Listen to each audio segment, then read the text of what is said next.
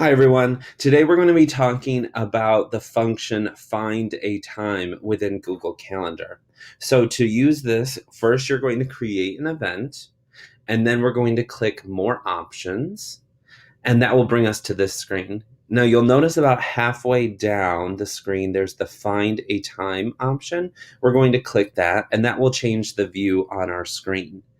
Now, this option is often used when trying to create an event or meeting between a couple people, and you want to make sure that you all have a free slot available. So, what you're going to want to do is you're going to want to add guests to this event.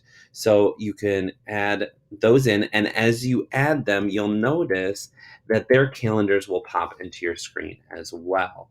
So, this is a nice option that you have. Now, once you have all their calendars in, you'll start to notice that there are maybe some spaces where you could add an event. And this gray piece is already decided, well, this may be a good option for you. So if that's what you want to go with, what you can do is you can move it if you want, or you can, if it's good, you'll just add a title, and then the time and the date is already set because of where you place that gray square. And you can also add things like a room location to this event as well.